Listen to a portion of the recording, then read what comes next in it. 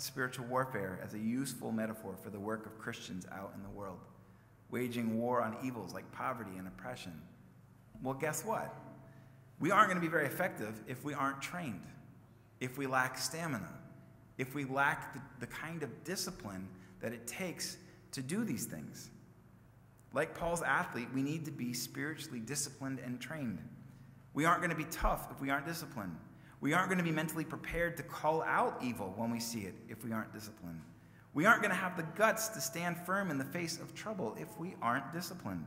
We certainly aren't going to have the fortitude to face threats as Jeremiah did in our text today by bringing them in prayer to God if we haven't done that hard work ahead of time. This is a church that has known some tough times, and you will again. That's life. That's what life does. But if we take up Scripture's challenge to go out and to face those evils in the world, if we take a stance that suffering in our community must be addressed, then there will be moments when we feel threatened or overwhelmed or stuck in a hard spot. How will we respond? Will we respond the way I did to that poor guy who's just trying to earn a buck on Metra? Or will we respond the way that Jeremiah responds in the face of his danger? I know that as you all sit there this morning, some of you are feeling caught in your own private rock and hard spot. I know that there are people out there right now who are suffering. Do you have the tools and the training to respond in faith? I'll give myself a personal plug here. I have begun a blog on my religious thoughts, on confessions of the Reformed tradition.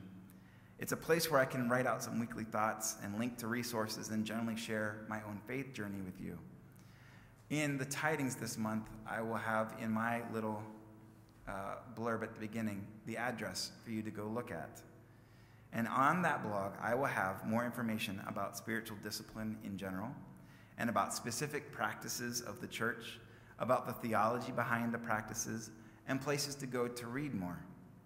I would invite you this month to join me in this little odyssey and to read more and to take up a discipline.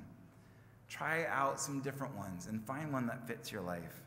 And let us begin preparing ourselves for the next challenges that are sure to come. Please pray with me. Loving God, we know that it is a challenge sometimes to respond to anger or to threat or to failure in prayer, to respond in faith instead of out of our own emotions.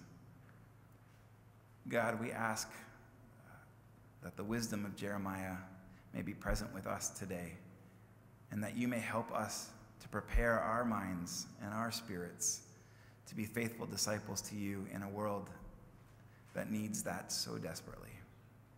We ask this in the name of your Son, Jesus Christ. Amen.